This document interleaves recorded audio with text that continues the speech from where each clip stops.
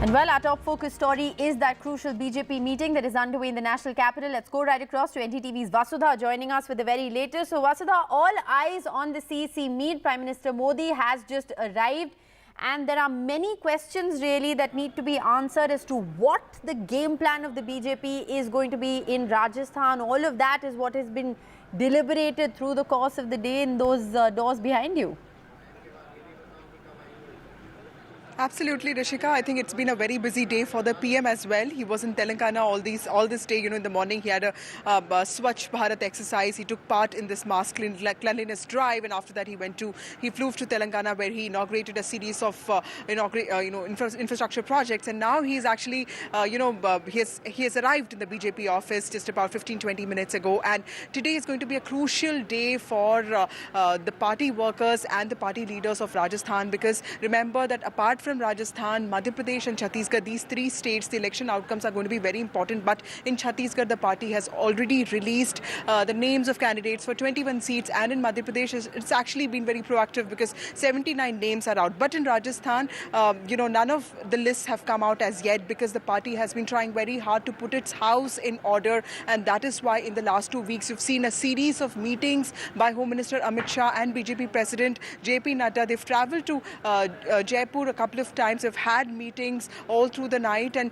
the main thing here is also 3 points. One is basically to address the fault lines within the party, because there are many strong faces. And the second thing is, of course, will they use the whole MP model of fielding MPs and ministers? Remember, we have ministers like Arjun Ram Meghwal, Gajendra Singh Shekhawat and a whole lot of other people. Will they be fielded like the BJP fielded them in Madhya Pradesh? In Madhya Pradesh, 7 MPs, 3 ministers and 1 powerful general secretary have been fielded to fight MLA elections. And third most important thing that, answers to which will be explored today is what will be the role of Vasundhara Raje. Remember, she's the only CM face that they have, and she is a popular mass leader. But, what about the other party leaders? Of course, the party has made it clear that across these poll-bound states, it will be using this collective leadership model, and which is why it will not be really declaring anybody as a CM candidate. But Vasundhara Raje, of course, is a very important face here. So what is the kind of role that she'll play? And the party, according to my sources, are very keen on ensuring that she gives her fullest to the party. Yes. It's not about the damage that she potentially is capable of, but it's important to get her completely involved, because she's the face, she's a pan-state face, and people recognize her. So that is going to be important. So which camp is going to get what kind of tickets, that is going to be important. More importantly is the fact that Rajasthan is a state that votes out a government every 5 years. So yes, the impact of rebels and fault lines is more in a state like this, which is why the BJP is ensuring that it keeps all its bases covered. Right. In fact, we're just getting those inside shots of the meeting as well. We just try and replay those for the benefit of our viewers. Very interesting, Vasudha, the points you make about the factionalism within the BJP, the camp politics in Rajasthan, who gets what, and what this essentially means for the leadership. We've been hearing via sources from Harsha and from you that they're not planning to project a chief ministerial face. Is that a gamble that's actually going to play off for the, play in favor of the BJP, given the fact that Vasundhara Raje Sindhya has been such a crowd puller for the party in the state? All of those and questions that need to be answered, and it's going to be a long night ahead for you, Vasudha, since the Prime Minister has just arrived. We will, of course, keep coming back to you for updates from that meeting. But like I said, inside shots that are just coming in of the crucial BJP CEC meet that is taking place in the national capital. This is, of course, the meeting that will seal the fate of the party's leaders in poll-bound Rajasthan. We'll continue to get you more on that big story. Well, Prime Minister Modi was earlier in Telangana today, and he has in fact made some big ticket announcements. He's of course attacked Telangana government over dynastic parties, saying dynastic parties have stalled development. He made major announcements also targeting especially the farmers in Telangana. He's announced a national turmeric board in Telangana, which has been one of the long-standing demand of farmers. So that's been a very crucial development that has taken place in that mega rally by the Prime Minister. Uma Sudhir joins us with the very latest on this story. Uma, if I can, very quickly ask you to just summarize some of the big things that the Prime Minister has said today. How significant has this rally actually been in poll-bound Telangana?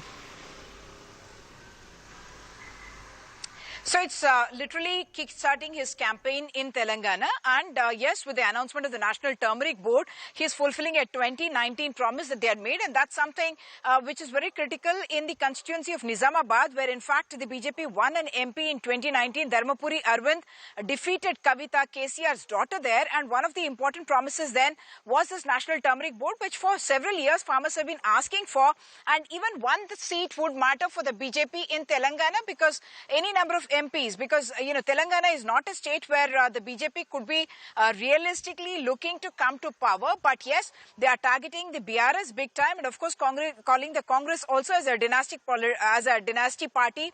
I must point out that it's not only victory that political parties are always looking at. The defeat of your enemy can also add up to something for you, political points for you, and that's why here, in a sense, if the anti-BRS vote is divided between the Congress and the BJP, that also helps the BJP, because that would mean that the Congress does not come to power in Telangana. Their votes are divided because the anti-BRS votes are divided. So the important announcements, of course, targeting the BRS, calling it a family party, dynasty party. He spoke about irrigation projects, saying that they are all full of scams and there is corruption and so on. I must point out that KTR has retorted to that, saying that we have brought the maximum area under irrigation, and yes, the productivity of the state is the maximum because of that. He also targeted them on the issue of each of the schemes that they have, and has been calling them as corrupt kind of a ruling here. But three important things that he did: 13,500 crore rupees worth of projects, road, rail, and also the fuel lines that are coming in, the and also the education institutions, and a tribal university that he has announced, which really is something that he would hope to be able to get the SC votes out of that. Even in that, he had targeted the BRS to say that they have not allotted the land, and that's why the delay. He is going to be back again in Nizamabad day after tomorrow, and we can see celebrations on that day and a Thanksgiving perhaps for the Turmeric Board, because he has made the announcement today, and Dharmapuri Arvind's chances get better with the announcement of the Turmeric Board. Back to you. All right. Is that really going to be a game changer? Well, thanks, Uma, for joining us with that update. Let's just play out for our viewers what happened in Telangana today.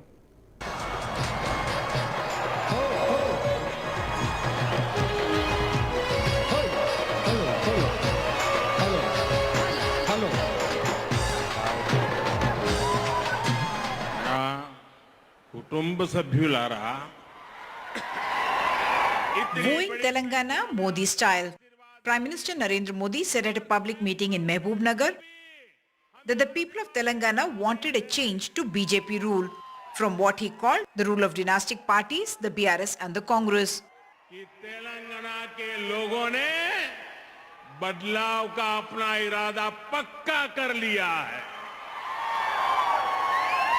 Telangana बदलाव चाहता है, क्योंकि अब राज्य में भ्रष्टाचार नहीं, पारदर्शी ईमानदार सरकार चाहिए. तेलंगाना सरकार कार की है, लेकिन उस कार का स्टीयरिंग किसी और के पास है. इन दोनों ही फैमिली रन पार्टी की पहचान करप्शन और कमीशन से है. BRS Working President K.T. Ramarao said they were indeed a family party of the 4 crore people of Telangana. Modi వచ్చిన ప్రతిసారి ఒకటి మాట్లాడతాడు, కేసీఆర్ కుటుంబ పాలన అంటాడు. బరాబర్ చెప్తున్నా, అవును మాది కుటుంబ పాలననే. బరాబర్ చెప్తున్నా, అవును. కేసీఆర్ 4 కోట్ల మంది తెలంగాణ ప్రజలు మా కుటుంబ సభ్యులే, వాళ్ళందరి కుటుంబ పెద్ద KCR. The Prime Minister announced what has been a long-standing demand for a National Turmeric Board in Telangana. National turmeric board supply chain में वैल्यू एडिशन से लेकर इंफ्रास्ट्रक्चर के कार्यों तक किसानों की मदद करेगा. The setting up of a national turmeric board is the fulfillment of a promise that the BJP made in 2019 when the BJP's Dharmapuri Arvind defeated KCR's daughter Kavita from Nizamabad, which is really ground zero for turmeric farmers, and where in fact the Prime Minister will be addressing another public meeting on Wednesday. Also 800 crore rupees for a new Central Tribal University at Mulugu to be named after Samakka Saraka, locally revered deities. He blamed the BRS government for delaying allotment of land for the university. मुझे अफसोस है कि यहाँ की राज्य सरकार central tribal university के लिए जमीन देने के काम को 5 साल तक टालती रही।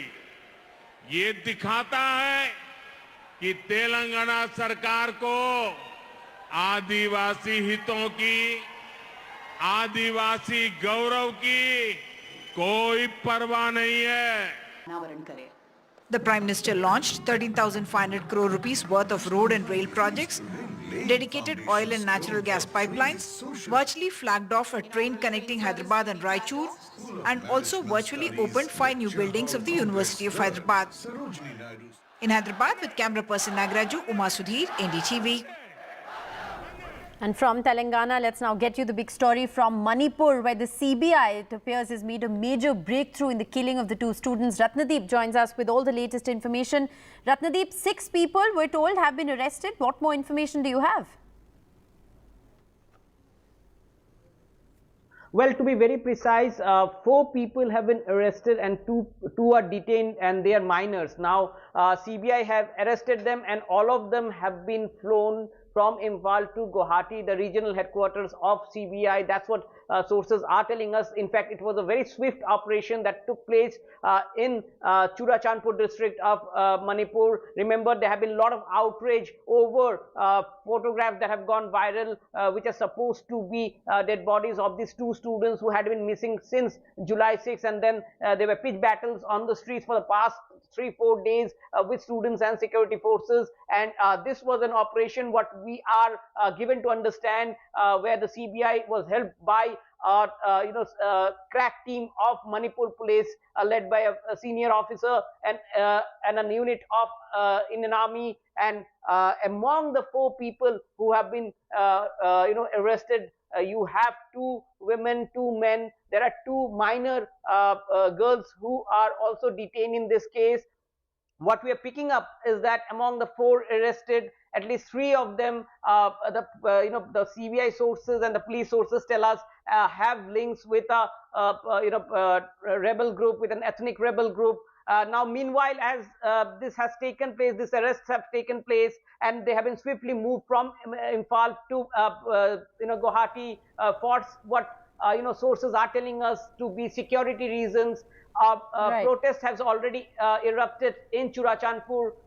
In fact, hundreds of people at this moment are camping outside. It has been peaceful as of now.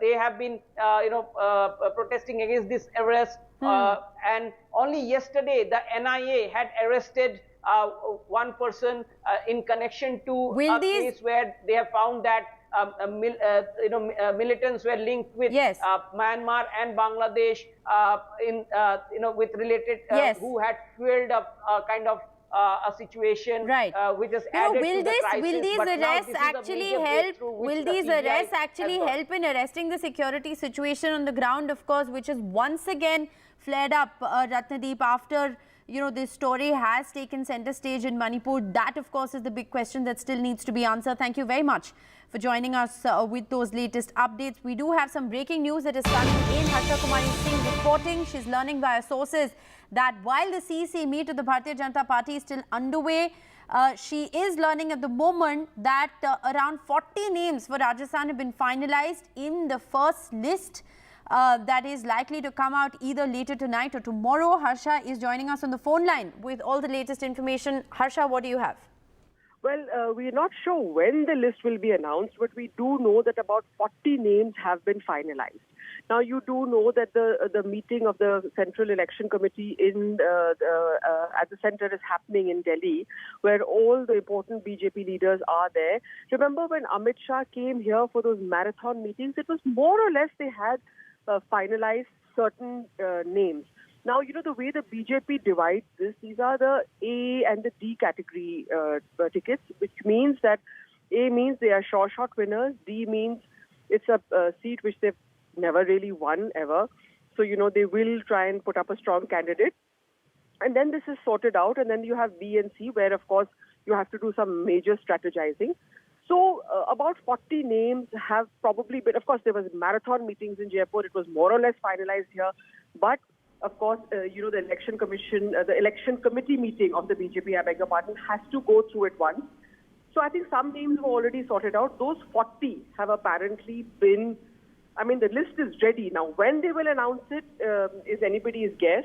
Right. But we are learning from sources that 40 names have been finalized to fight this election. In Rajasthan, we also spoke, remember, about how some MPs may also fight on tough seats. Yes. So that's definitely a part of the strategy, but we're not sure, yeah. Yes, the big question, of course, is, will the so-called MP model, which saw the big guns in terms of 7 MPs, among them 3 union ministers being deployed to fight a state election, is that going to be the strategy of the BJP in the state of Rajasthan? What does this mean for Vasundhara Raje Scindia? As you've been reporting, Harsha, you've learned via sources that it is unlikely that the BJP will be projecting a chief ministerial face. That seems to have been the strategy of the party in the past as well.